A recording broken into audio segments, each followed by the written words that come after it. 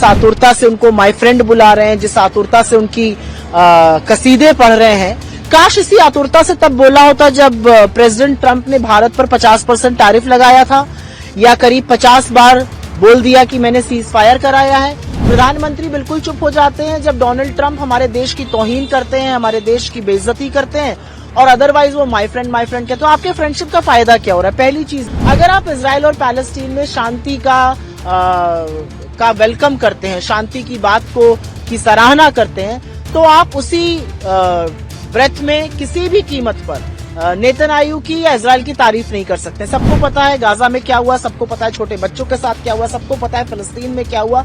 तो आप चूज करिए कि आप इतिहास की किस तरफ खड़े होना चाहते हैं। हमारे प्रधानमंत्री जिस आतुरता से डोनाल्ड ट्रंप जी का स्वागत कर रहे हैं, जिस आतुरता से उनको माय फ्रेंड बुला रहे हैं, जिस आतुरता से उनकी कसीदे पढ़ रहे हैं, काश इसी आतुरता से तब बोला होता जब प्रेसिडेंट ट्रंप ने भारत पर 50% टैरिफ लगाया था, या करीब 50 बार बोल दिया कि मैंने सीज फायर कराया है, या काश इसी आतुरता से बोला होता कि आपकी हिम्मत कैसे हुई हमारे लोगों को हथकड़ी और बेड़ियां पहनाकर भेजने की, आपकी हिम्मत कैसे हुई हिंदुस्तान को अब्यूजर और वेस्ट बुलाने की। इस तरह की बातें जो प्रधानमंत्री कर रहे हैं, ये बहुत सेलेक्टिव कोटिंग है।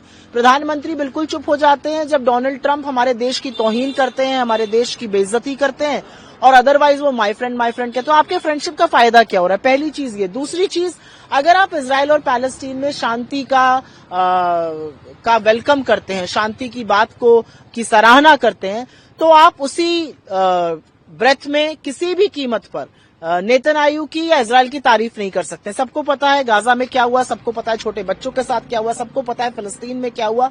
तो आप चूज करिए कि आप इतिहास की किस तरफ खड़े होना चाहते हैं। देश में 2 घटनाएं सामने आई। पहला बंगाल से, जहां ममता सरकार में लड़कियां सुरक्षित नहीं है, उनके बयान के बाद और राजनीति शुरू हुई। इस घटना पर आपकी क्या प्रतिक्रिया? मुझे ऐसा लगता है कि आधी आबादी के खिलाफ जहां पर भी जघन्य अपराध या जहां पर भी अत्याचार या जहां पर भी उत्पीड़न हो, वो सर्वथा गलत है, और एक स्वर में हम सबको इसकी निंदा करनी चाहिए।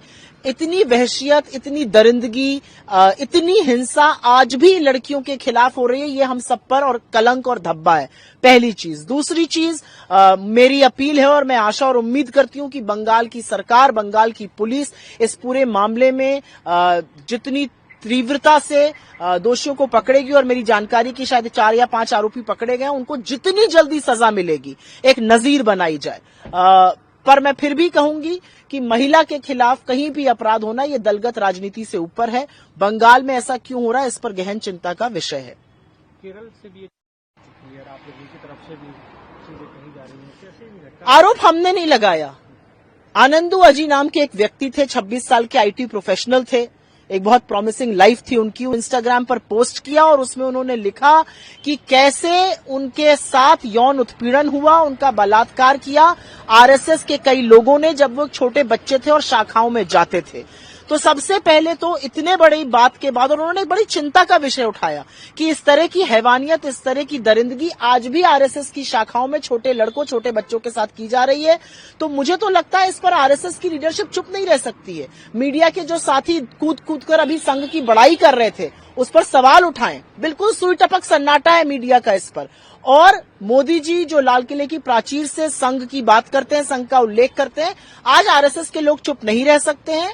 एक बहुत बड़ा आरोप लगाया गया है, बार बार ये बात उठकर आती है यौन उत्पीड़न की RSS की शाखाओं में। एक डाइंग डिक्लेरेशन में एक व्यक्ति ने कहा है कि उसका बलात्कार हुआ, और RSS के लोगों ने कई बार ऐसा किया, और आज भी बच्चों के साथ होता है। मेरा अपना मानना है कि ये धब्बा है, और ऐसी क्राइम पर RSS और BJP के लोग चुप नहीं रह सकते।